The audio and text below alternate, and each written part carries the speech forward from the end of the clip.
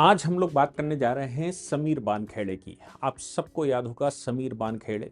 समीर बानखेड़े ने एक बड़ा काम किया था और एक क्रूज को पकड़ लिया था जिसमें भारत के एक तथाकथित रूप से बहुत बड़े एक्टर शाहरुख खान के बेटे आर्यन खान पकड़े गए थे। आर्यन खान के कुछ चैट भी निकाले गए थे। आर्यन खान के चैट निकालते समय उनकी ड्रग्स की लेने देने की बातें रिकॉर्ड की गई थी और उस समय आर्यन खान और उसके साथ जो उनके मित्र थे उनकी गिरफ्तारियां की गई थी। ऑन स्पॉट पकड़ा गया था। वो बाद में क्या प्रकरण हुआ पता नहीं, लेकिन 26 दिनों तक आर्यन खान जेल में रहा था और 26 दिन तक देश में वो हंगामा हुआ, ऐसा लगा कि शाहरुख खान एंड कंपनी कानून के दायरे में नहीं आती। शाहरुख खान तो मतलब ऊपर अल्लाह की विरासत का हिस्सा है या ऊपर वाले ने उनको भेज दिया है, और ऊपर वाले ने भेज दिया तो फिर शाहरुख खान के खिलाफ तो ये सब कुछ नहीं हो सकता या उनके बेटे के खिलाफ कैसे हो सकता है। तमाम बहसें शुरू हो गई थी कि मुसलमान हैं, बीजेपी की सरकार है इसलिए ऐसा हो रहा है। तमाम बहसें इस बात की शुरू हो गई थी कि शाहरुख खान का बेटा वाकई में इंटरनेशनल गैंग के साथ जुड़ा हुआ है, यानी कि उसमें जब जांचें हो रही थी और बेल का मैटर आया था तो उस समय भी ये बात सामने आई थी कि भाई शाहरुख खान का बेटा जो कि ये चैट पकड़े गए हैं और ये इंटरनेशनल मामला हो सकता है, इसलिए इसमें बड़ी इन्वेस्टिगेशन की आवश्यकता है और इंटरनेशनली इन्वेस्टिगेशन की आवश्यकता है, ऐसी सामने चीजें आई थी।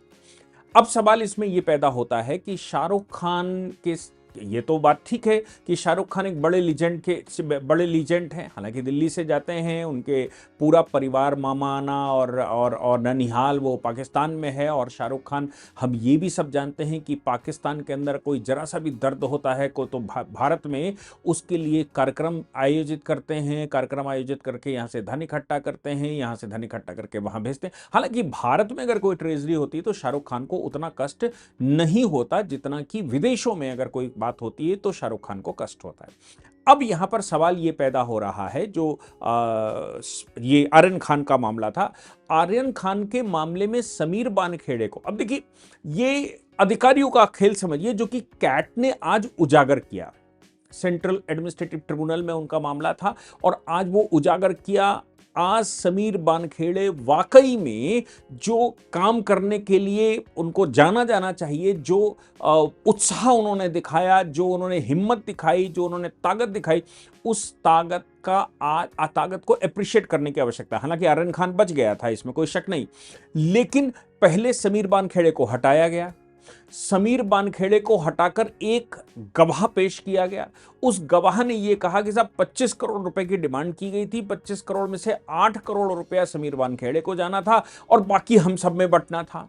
अब वो जो एजेंट या जो गवाह जो प्रत्यक्षदर्शी है उसको खड़ा किया गया था, वो कोई ना तो लीगल पर्सन था, ना ही कोई पुलिस वाला था, ना ही कोई एजेंट था, कुछ नहीं था। लेकिन वो आया, उसने स्टेटमेंट दिया और स्टेटमेंट देकर कहा कि भाई हमें तो ये ऑफर था और हम इसलिए इसको पकड़वा रहे थे, ऐसा कर रहे थे, वैसा कर रहे थे, ये कर रहे थे, वो कर रहे थे, ऐसी बातें सामने आई। हालांकि उस समय भी समीर बानखेड़े ने डिनाई किया था और उस समय भी समीर बानखेड़े ने कहा था कि भैया ये सब फर्जीफिकेशन है, हमने रंगे हाथों पकड़ा और ये चैट सामने है, ये हमारे पास डेटा है और इस डेटा के आधार पर इन्वेस्टिगेशन होना चाहिए, हमें सूचना मिली, हमने छापा मारा। लेकिन अधिकारी बदले गए, नई टीम बिठाई गई। नई टीम बिठाकर उस नई टीम ने एफआईआर लगा दी। एफआईआर लगा दी मतलब समीर बानखेड़े के खिलाफ एलिगेशन लगाए गए और आर्यन खान को मुक्त कर दिया गया। इनमें एक चीज बड़ी कॉमन रहती है, वो कॉमन चीज ये है कि भाई हमारे देश के अंदर पुलिस, जैसे ईडी है, ईडी लगातार छापा मारती है, मैटर मिले या न मिले उसका काम है छापा मारना। पुलिस भी संभावनाओं के आधार पर छापे मारती है, उसको कभी अभियुक्त मिलता है, कभी नहीं मिलता, कभी गिरफ्तारी हो पाती, कभी नहीं हो पाती। अच्छा, ये जो इन्वेस्टिगेटिंग एजेंसियां हैं जिनको ये पावर दे रखी है कि भाई आप किसी भी घर में घुसकर बिना वारंट के भी ये कर सकते हो, और बिना वारंट के नारकोटिक के मामले में तो एटलीस्ट राइट है ही, मर्डर के मामलों में भी राइट है। तो फिर समीर बानखेड़े ने जो स्टेप लिया और क्रूज पर जो उन्होंने छापा मारा, उस छापे में जो कुछ ड्रग्स पकड़े गए और आर्यन खान के पोजीशन में नहीं पकड़ा गया। एक चीज केवल बात है कि आर्यन खान के पोजीशन में नहीं पकड़ा गया। अब वो जो नई टीम बैठी जिसने इन्वेस्टिगेशन शुरू किया, उसने उल्टा कर दिया। उसने कहा आर्यन खान के खिलाफ वसूली करने के उद्देश्य से समीर बानखेड़े ने ये सब कुछ रचा था और ये इसका एक गवाह है। वो गवाह उसने कहा 25 करोड़ मिला मिलाया कुछ नहीं साहब, 25 करोड़ की बात आ रही थी, 8 करोड़ इनको जाने थे, बाकी सब हमने खाने थे। मतलब एजेंट को जो जो अधिकारी है वो केवल 8 करोड़ खाएगा 25 करोड़ में से, और बाकी के 17 करोड़ रुपया वो एजेंट खाएगा। ये बात कभी हजम होती दिखाई नहीं देती और हजम होती भी नहीं, क्योंकि जहां तक करप्शन का मामला आता है, अधिकारी थोड़ा पैसा केवल वसूली का देता है या थोड़ा पैसा जानकारी का देता है, बाकी तो सब अधिकारी खा जाते हैं। ऐसा लोग बताते हैं कि भाई अधिकारियों के ही सब हिल्ले चढ़ जाता है। बल्कि ये भी है कि दूसरे अधिकारी उसमें इन्वॉल्व होते हैं, उनको छोटे अधिकारी को भी चवन्नी ढन्नी मिलती है, जबकि सारा पैसा तो बड़े अधिकारी खा जाते। समीर वानखेड़े उस समय रीजनल डायरेक्टर थे, इसलिए ये बात हजम नहीं होती कि 25 करोड़ में से 8 करोड़ उनको जाना था और 17 करोड़ रुपया उसने एजेंट ने खाना था, उसने ये सब चाल बिछाई थी। खैर बात हो गई, आर्यन खान को छोड़ दिया गया। आर्यन खान छूट गए, भाई बड़े आदमी थे, बड़े बड़े एक्टर के बेटे हैं, बड़ा उनका रुतबा था, बड़ा रसूख था, छोड़ दिया गया। लेकिन समीर वानखेड़े के खिलाफ यह हुआ कि साहब ये करप्शन का मामला है, करप्शन करने के उद्देश्य से ये सब कुछ किया गया था, समीर वानखेड़े ने ये सारा चक्रव्यूह रचाया था, इसलिए ये इनको पकड़ा जाए। समीर वानखेड़े के खिलाफ 2 इन्वेस्टिगेशन शुरू हुई। एक तो सीबीआई इन्वेस्टिगेशन करती है, सीबीआई ने इन्वेस्टिगेशन शुरू किया। दूसरा, समीर वानखेड़े के जो पेरेंट ऑर्गेनाइजेशन है, क्योंकि वो एक आईआरएस ऑफिसर हैं, और तो उनके डिपार्टमेंट ने उनके खिलाफ डिपार्टमेंटल इंक्वायरी शुरू की। अब यहां पर कानून को समझना चाहिए। अगर करप्शन का मामला बनता है, हमेशा ध्यान रखें, अगर करप्शन का मामला बनता है, प्रिवेंशन ऑफ करप्शन या पीएमएलए का मामला बनता है, तो इन सभी मामलों में पहले डिपार्टमेंटल इंक्वायरी होती है, या कोई एजेंसी अगर इस पर इन्वेस्टिगेशन कर रही है तो उस एजेंसी को इन्वेस्टिगेशन की रिपोर्ट लाने के बाद सबसे पहले डिपार्टमेंट भेजनी पड़ती है। और प्रिवेंशन ऑफ करप्शन एक्ट के तहत सबसे पहले डिपार्टमेंट अपनी एक कमेटी बनाता है, एक एसआईटी बनाता है, और वो एसआईटी उस पर इन्वेस्टिगेशन करती है। इन्वेस्टिगेशन के बाद जो एजेंसी ने, जैसे सीबीआई ने अगर रिपोर्ट लगाई है और सीबीआई ने रिपोर्ट उनसे दी है, तो जब दोनों वेरीफाई हो जाएंगे तो प्रोसिक्यूशन सैंक्शन होगा, नहीं तो प्रोसिक्यूशन सैंक्शन नहीं होता। यानी कि डिपार्टमेंटल मामले में मुकदमा नहीं हो सकता। समीर वानखेड़े ने सीबीआई इन्वेस्टिगेशन के साथ साथ डिपार्टमेंटल इन्वेस्टिगेशन जो उनके खिलाफ बिठाई गई, और यह कहा गया कि वो इस मामले में इन्वॉल्व थे, यानी कि वो करप्शन के मामले में इन्वॉल्व थे और उन्होंने अपनी शक्तियों का दुरुपयोग किया आर्यन खान को फंसाने के लिए। उन्होंने, समीर वानखेड़े ने उस इन्वेस्टिगेशन को या उस रिपोर्ट को कैट में चैलेंज कर दिया था, सेंट्रल एडमिनिस्ट्रेटिव ट्रिब्यूनल। याद रखिएगा, सेंट्रल गवर्नमेंट के जो एम्प्लॉइज रहते हैं उनके लिए अगर डिपार्टमेंटल कुछ उनके खिलाफ कार्रवाई की जा रही है, डिपार्टमेंट कोई डिसीजन ले रहा है, डिपार्टमेंट में इंक्वायरी बैठी है, तो उसकी अपीलिंग बॉडी जो होती है वो कैट होती है। समीर वानखेड़े कैट के पास चले गए और उन्होंने कहा कि साहब देखो, इसमें जो अनियमितताएं रखी गई, पहली बात तो यह है कि मेरे खिलाफ इन्वेस्टिगेशन के लिए मैं एक रीजनल डायरेक्टर वहां पर था, और मेरी जो पोस्ट है उसके लिए मेरा इन्वेस्टिगेशन की अनुमति होनी चाहिए।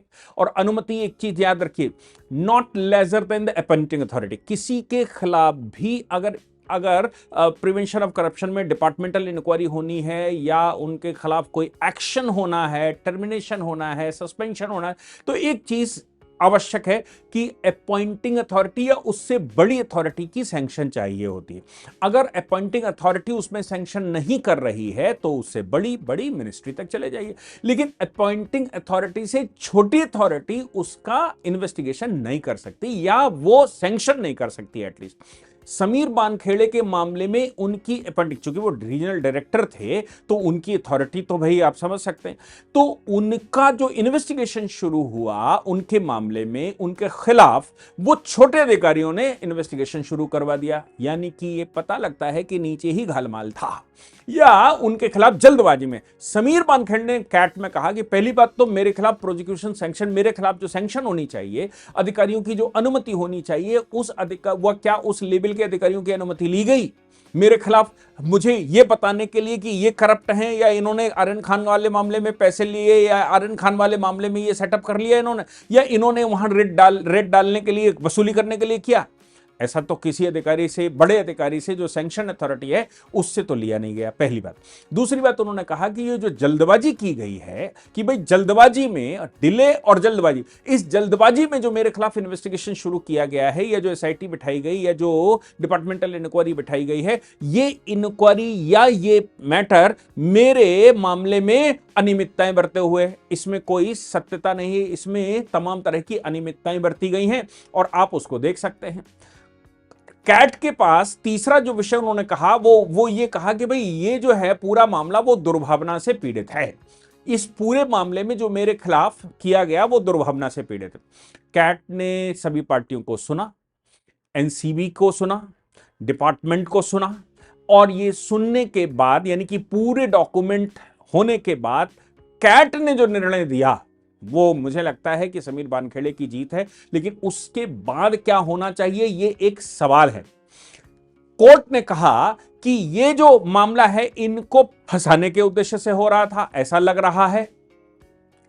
ऐसा लग रहा है कि ये मामले में जबरदस्ती इनको मैलिश, दुर्भावनापूर्वक, कोर्ट ने कहा वानखेड़े के खिलाफ कार्रवाई करने में अधिकारियों ने के मन में द्वेष था, यानी कि मैलिशियसली, जानबूझकर गलत तरीके से उनको किया गया। दूसरा, उसमें प्रतिशोध था, यानी कि उनके खिलाफ एक कुंठा थी, उस कुंठा को ये प्रतिशोध लेने के लिए किया गया। कोर्ट ने माना कि यह कार्रवाई वानखेड़े को परेशान करने या उनसे बदला लेने के उद्देश्य से की गई है, ऐसा ऑनरेबल कैट ने।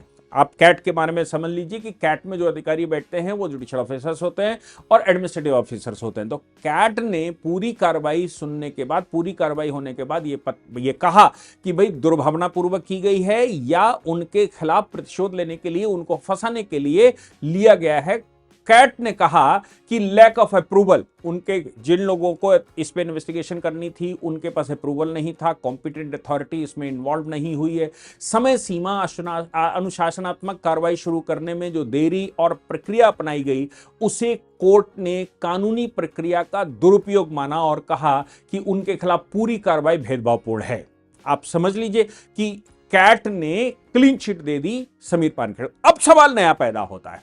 अब सवाल यह पैदा होता है कि आर्यन खान, यानी कि समीर वानखेड़े ने, अगर समीर वानखेड़े ये कह रहे हैं कि साहब हमने तो रेड डाली, हमने तो, मेरे पास सूचना थी, ये इंटरनेशनल मामला है और इंटरनेशनल ड्रग्स का डीलिंग का मामला है, ये क्रूज के माध्यम से ये सब कुछ चलता है, ये बड़े बड़े लोगों का बहुत बड़े स्तर का खेल है, तो ऐसी परिस्थिति में जो आर्यन खान को छोड़ा गया, आर्यन खान के वो जो चैट थे जो समीर वानखेड़े ने पकड़े थे, जो रिकॉर्ड की तरह पकड़े थे, उन चैटों पर किसने इन्वेस्टिगेशन किया, उस पर कौन इन्वेस्टिगेशन करेगा, आगे की कार्रवाई कौन करेगा? या तो आर्यन खान सही ये मानकर चलिए या फिर समीर वानखेड़े सही। अब दोनों में, चूंकि पहले कहा गया था कि समीर वानखेड़े ने जब डाला तो उन्होंने कहा मुझे मिला, तो फिर ये कहा गया कि नहीं नहीं ये तो आर्यन खान सही था, आर्यन खान के पास कुछ नहीं मिला, पर्सनली कुछ नहीं मिला, और चूंकि उसके पास रिकवरी नहीं हुई इसलिए। लेकिन वो बड़ा सरगना तो हो सकता है,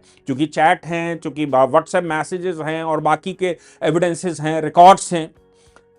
लेकिन वो फाइल क्लोज करके इनके खिलाफ उल्टी फाइल शुरू कर दी गई और इस फाइल में आर्यन खान को चूंकि मुक्ति मिल गई है, तो सवाल ये नया पैदा होता है कि वाकई में आर्यन खान को फंसाया जा रहा था या फिर समीर वानखेड़े को फंसाया जा रहा था। समीर वानखेड़े की आज डिपार्टमेंटल जीत, कैट से जीत, मुझे लगता है अपने आप में बहुत कुछ कह रही है। लेकिन ये तो अंतिम नहीं है, कैट की रिपोर्ट आ गई है, कैट ने जो डिसीजन दिया है वो डिसीजन अभी हाई कोर्ट चैलेंज हो सकता है, फिर सुप्रीम कोर्ट तक आ सकता है। डिपार्टमेंट उनके पीछे तब तक पड़ा रह सकता है जब तक कि आर्यन खान की मुक्ति पूर्ण रूप से ना हो जाए, क्योंकि जैसे ही समीर वानखेड़े, मुझे लगता है कि उनको डिपार्टमेंट में वापस बुला लेना, वहां से नारकोटिक ब्यूरो से वापस बुलाना, ये भी एक बड़ा खेल हो सकता है। और नारकोटिक ब्यूरो में उनकी जगह नई टीम बिठा देना एकदम अचानक, भाई नई टीम, मैं तो समझ नहीं पाएगी उनको हटाकर नई टीम क्यों बिठाई गई जो इन्वेस्टिगेशन करेगी, और उसने क्लीन चिट दे दी तुरंत। दूसरी बात ये भी है कि उनको फिर अपने पूर्व डिपार्टमेंट में क्यों वापस बुलाया गया, क्यों नारकोटिक ब्यूरो में जब वो काम कर रहे थे और नारकोटिक ब्यूरो में वो ये सब कुछ ढूंढ रहे थे और अच्छा छापी छुपी मार रहे थे, तो फिर उनको वापस क्यों लाया गया? ये बहुत सारे प्रश्न अब हैं जो मुझे लगता है कि जिनके जवाब आने अभी बाकी हैं। तो सवाल यही है कि फिर ये सारा खेल है क्या?